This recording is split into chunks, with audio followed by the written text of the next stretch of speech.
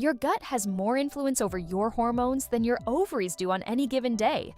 That's not a metaphor. That's a measurable biochemical reality. And most women treating their hormonal imbalances, their mood swings, their skin issues, their exhaustion, they're treating the symptom while the actual control center goes completely unaddressed. The gut isn't just where you digest food. It's where you produce roughly 90% of your serotonin, where you metabolize estrogen, where your immune system makes most of its decisions. If something feels off in your body and you can't figure out why, you've probably been looking in the wrong place. Here's what that costs you practically. Women with disrupted gut microbiomes are significantly more likely to experience estrogen dominance.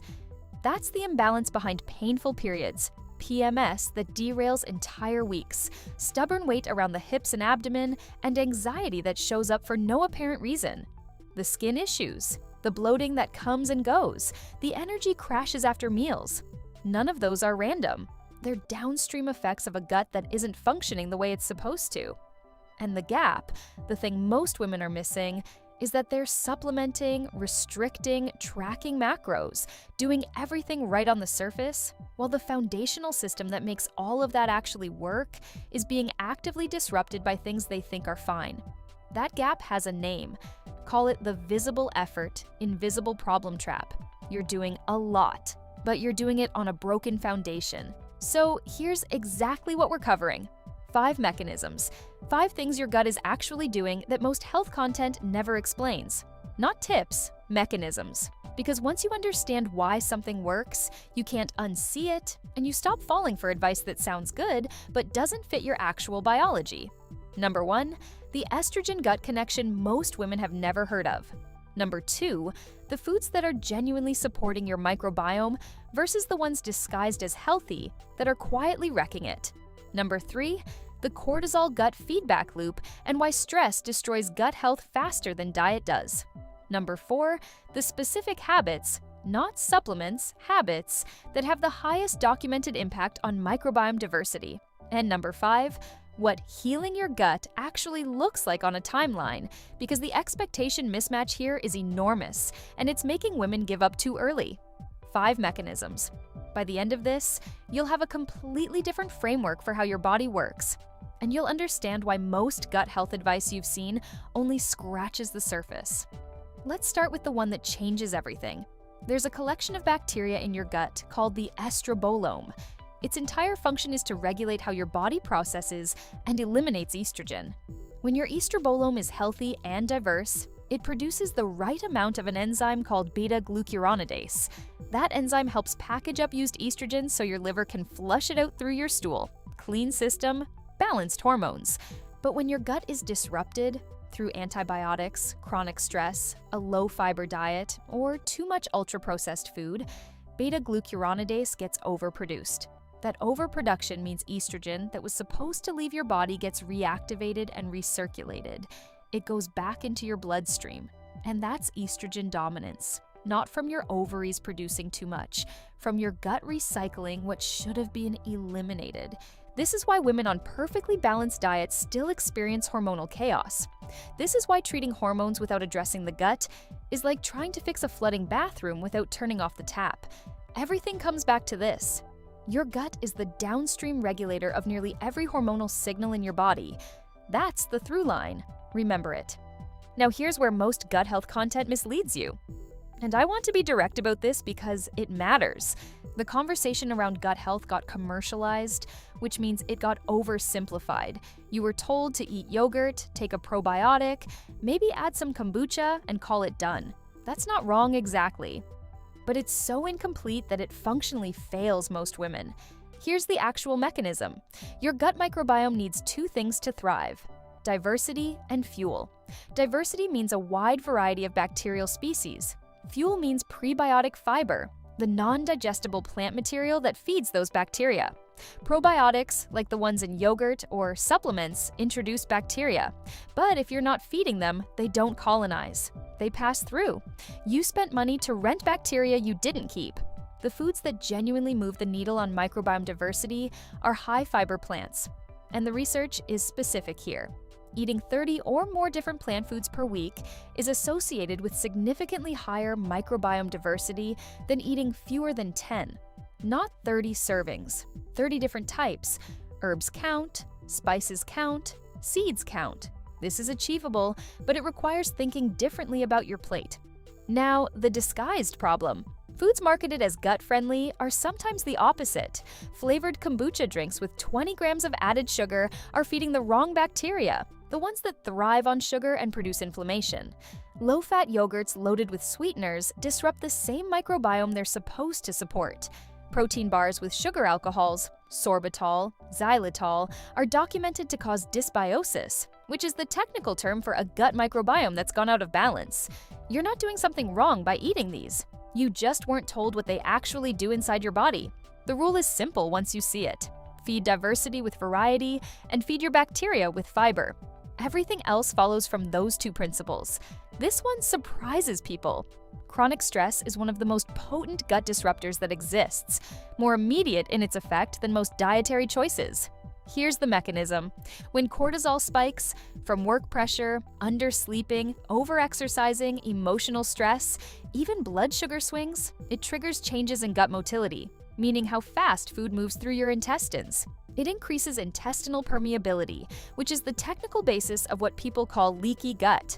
And it directly suppresses the production of secretory IgA, an immune protein that lines your gut wall and protects against pathogens. Before you think this is just a stress-less recommendation, it's not, because the feedback goes both directions. A disrupted gut increases cortisol reactivity, meaning a damaged gut makes you more stressed. A stressed nervous system damages your gut. This is a loop, not a one-way street. And it's why women going through high-stress periods, career pressure, sleep deprivation, perimenopause, postpartum, experience gut symptoms that seem completely unrelated to food. They're not eating differently. Their nervous system is running the disruption. The practical implication is that gut healing has a stress ceiling. You can eat perfectly and still not heal if your nervous system is in a chronic stress state. The gut and the brain communicate through the vagus nerve bidirectionally. And that's not poetic biology, it's structural. It means managing your stress response is literally gut health work. Let me ground all of this in something concrete, because I want to make sure this isn't sounding abstract. The gut hormone connection has been studied specifically in the context of conditions like PCOS, endometriosis, and PMS. Research published in peer-reviewed journals on the Estrobolome has shown that women with conditions linked to estrogen dominance consistently show lower microbiome diversity and higher beta-glucuronidase activity than women without those conditions. The intervention that produced the most measurable change in both microbiome markers and hormonal outcomes wasn't a supplement. It was increased dietary fiber and reduced ultra-processed food intake over 8 to 12 weeks. Simple, unsexy, structural. The mechanism we've been talking about this whole video, confirmed in clinical observation. Your gut is the control center. Everything else is downstream.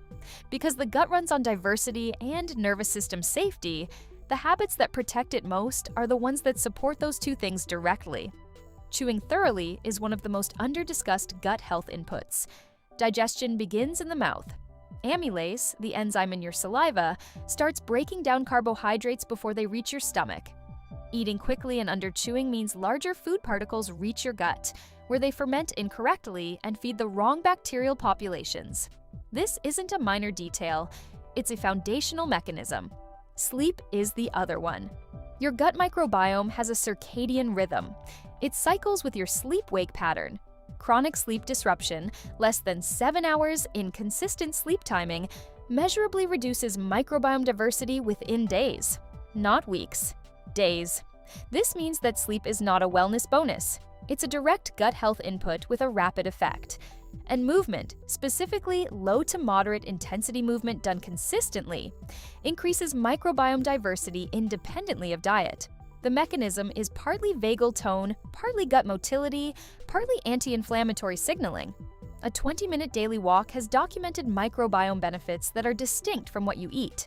These aren't lifestyle suggestions. They're levers that act directly on the system we've been describing. The biggest reason women abandon gut health interventions is what I'd call the timeline mismatch. They make changes, feel worse for a week or two, assume it's not working, and stop. Here's what's actually happening. When you increase fiber rapidly or introduce fermented foods into a disrupted microbiome, you get temporary bloating, gas, and digestive discomfort. That's not damage. That's your bacterial population shifting, the overgrowth bacteria dying off, the beneficial bacteria establishing. It's a transition phase, and it's normal, and it passes. But no one told you to expect it, so it reads as failure. Meaningful microbiome change, the kind that shifts hormone metabolism, reduces systemic inflammation, and stabilizes mood and energy, takes 8 to 12 weeks of consistent input. Not 2 weeks, not a 30-day cleanse. The research is consistent on this number, 8 to 12 weeks. If you've tried gut health protocols before and felt like they didn't work, the most likely explanation isn't that your body is different. It's that you stopped inside the discomfort window before the shift could complete. Here's the single most common wrong belief I see women carry into gut health, that it's primarily a digestion issue. That if you're not bloated, or if your digestion feels normal, your gut is fine. That belief is exactly wrong. And it's wrong in a way that keeps women stuck for years. Your gut affects your body systemically. You can have a significantly disrupted microbiome with normal-feeling digestion. The symptoms show up as hormonal irregularity, skin inflammation, mood instability, brain fog, and immune dysfunction. Not as stomach problems. The gut-brain axis, the estrobolome, the immune signaling, none of those show up as bloating. They show up as the symptoms you've been chasing everywhere else. The correct mental model is this: your gut is a regulatory organ, not just a digestive one. It regulates hormones. It regulates immune response. It regulates neurotransmitter production. It has more neurons than your spinal cord. Treating it as a digestion organ and only paying attention to it when digestion feels bad is like only servicing your car when the check engine light comes on. By the time the obvious symptoms appear, the underlying disruption has usually been running for months. Change the frame. Your gut is your foundation. Everything you're trying to fix, the energy, the mood, the skin, the cycle, the hormones, it all has a gut component. Address the foundation first. One thing worth knowing: what we covered today is the foundational layer, but your gut also communicates with your body through mechanisms most women have never even heard of. Things like the gut-skin axis, which directly explains hormonal acne in a way that skincare never will, and the way your microbiome affects how you actually absorb and use the nutrients you eat, meaning two women eating the exact same diet can have dramatically different outcomes based on gut composition alone. That layer goes even deeper. If this gave you a new way of thinking about your body, and you want to actually put it into practice, the next step is simple. Look at 1 week of your eating and count how many different plant foods you consumed. Not servings, different types. That number will tell you almost everything about where your microbiome currently stands. Most women count and land between 8 and 12. The target is 30. That gap is your starting point. Subscribe if you want the rest of the framework. There's a lot more of this system to understand. And once you see how it all connects, the way you take care of yourself changes completely.